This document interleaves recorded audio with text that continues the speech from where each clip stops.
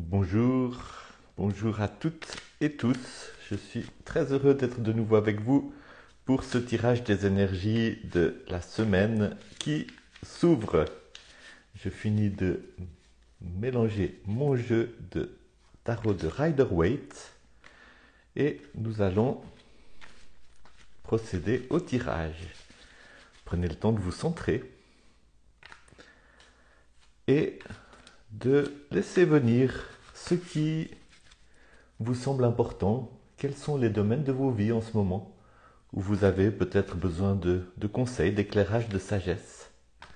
Et pensez à faire le travail de vous approprier le tirage que je vais faire, qui est un tirage général et que vous allez avoir à appliquer à votre situation particulière. Voilà, j'arrive au bout de mon travail.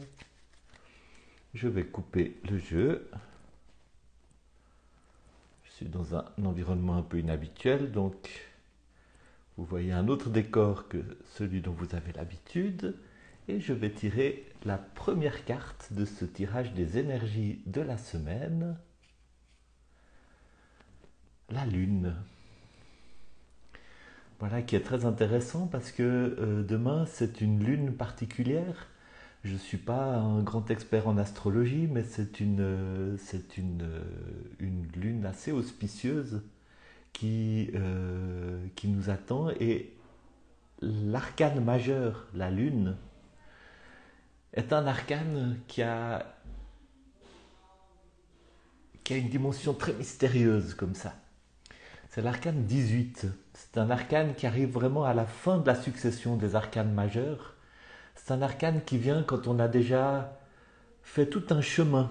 D'abord un chemin d'installation dans notre existence terrestre, le chemin vous savez, de la construction de son identité, de son statut professionnel, de son statut familial, la construction de son entourage relationnel et ainsi de suite. Bienvenue. Euh, et puis ensuite, on s'est engagé. C'est souvent la première partie de la vie dans laquelle on fait ce travail. Et très souvent, on arrive comme ça vers l'âge de 40 ans, 50 ans, et une nouvelle étape du cheminement commence, qui est une étape de se tourner vers l'intérieur et d'aller à la rencontre non plus des défis extérieurs, de la construction de son identité, de son ego, on peut dire dans le bon sens du terme, de ce qui fait les caractéristiques de notre vie, mais où on va à la rencontre des zones d'ombre, des mystères de l'intérieur de notre existence. Et la Lune est tout au bout de ce cheminement. Et la Lune est une carte qui parle d'intuition. C'est une carte qui parle de se mettre à l'écoute de cette intuition subtile. Et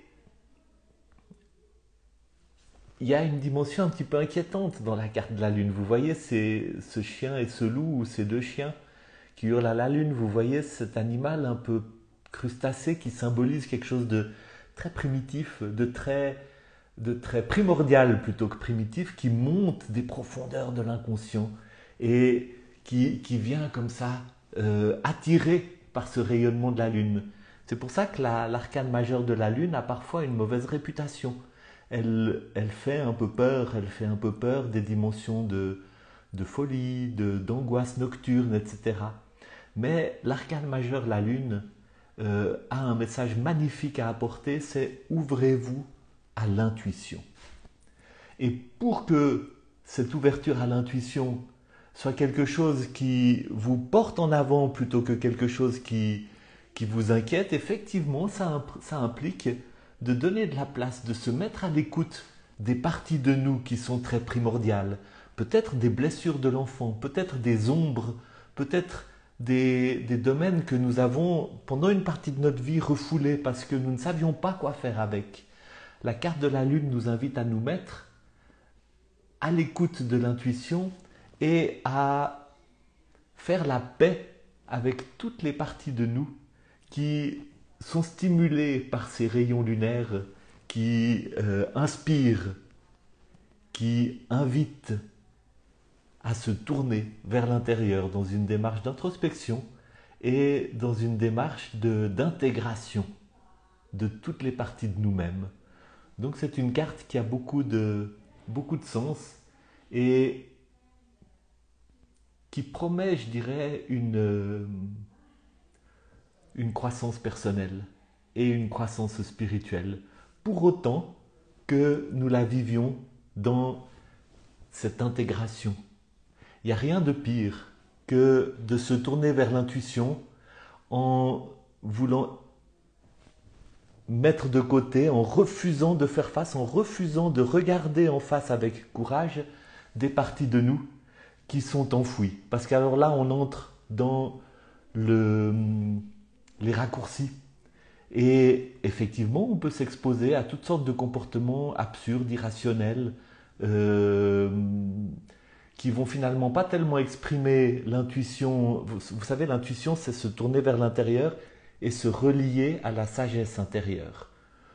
Pour que l'intuition soit fiable, soit solide, qu'on puisse lui faire confiance, eh bien, il est nécessaire que ça soit accompagné par un travail courageux, honnête, lucide, de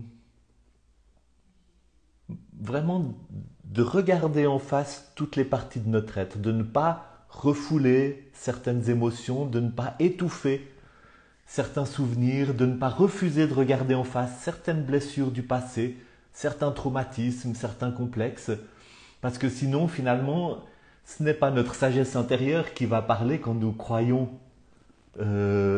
donner la voix à notre intuition, c'est tout ce que nous avons refoulé qui va prendre voix et se faire passer pour l'intuition.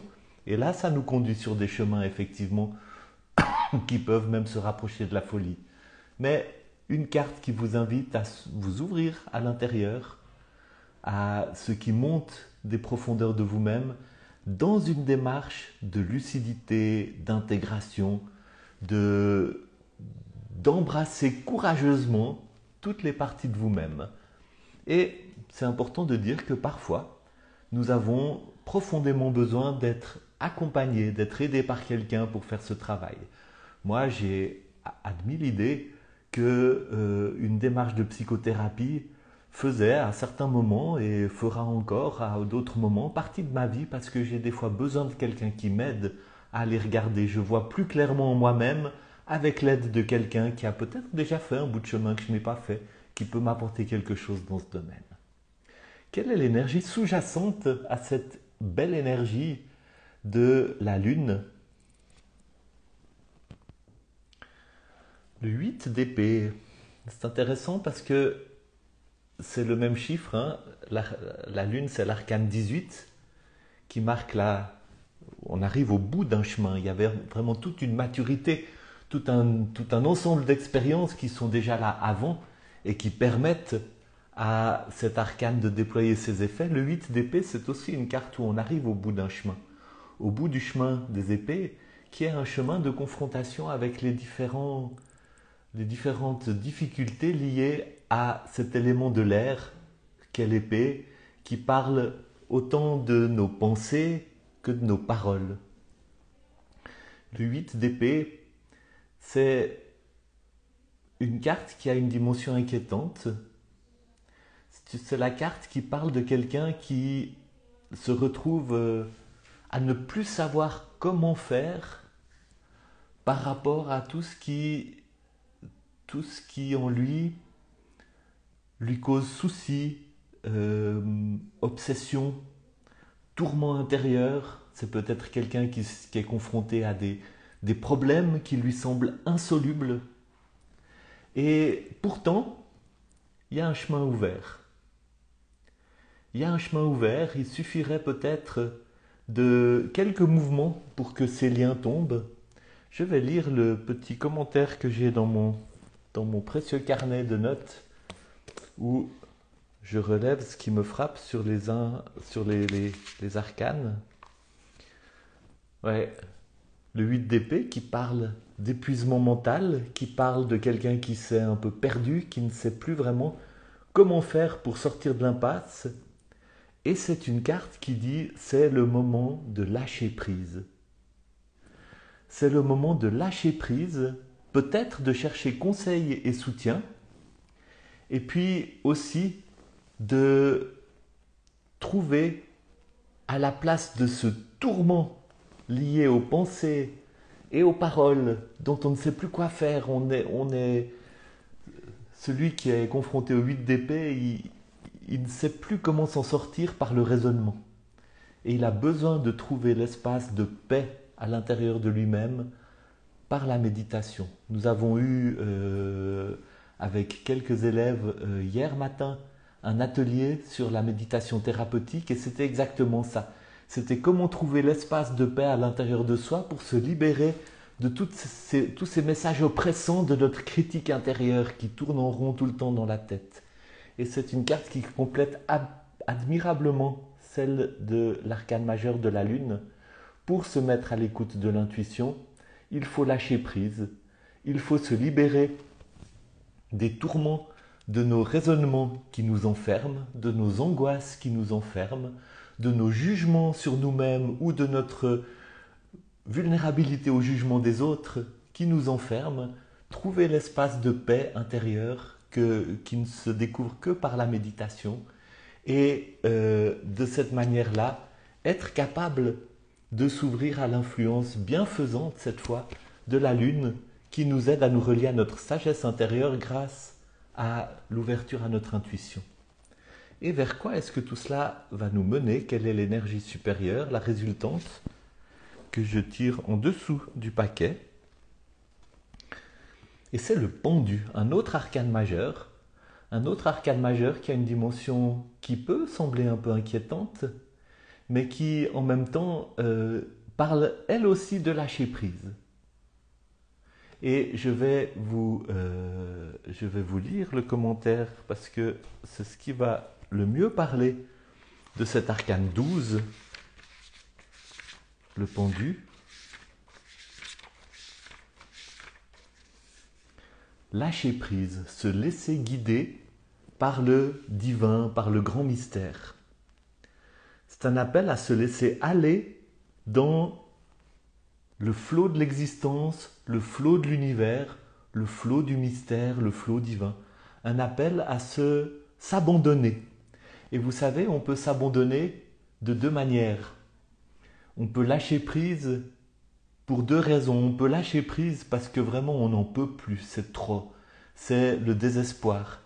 Et ça, c'est celui qui ne lâche pas prise dans cette situation-là et qui se retrouve finalement à ne plus avoir d'autre choix que de lâcher prise parce que c'est trop dur. Et puis, on peut lâcher prise librement, par choix. Et ça, c'est celui qui a compris que ses raisonnements, ses angoisses, ses jugements, son critique intérieure l'enfermaient et qui a effectivement trouvé cet espace de silence et de paix dans la méditation. Et il s'abandonne, il se laisse aller, il se livre au flot de l'existence. Et qu'est-ce qui se passe là? C'est une nouvelle étape de vie qui commence dans ce lâcher-prise. Parce que s'abandonner au mystère, s'abandonner au divin, c'est quelque chose qui vous mène quelque part. Vous n'êtes plus enfermé par tous vos raisonnements. Et c'est ce qui se passe quand il y a une très très belle cohérence dans ce tirage.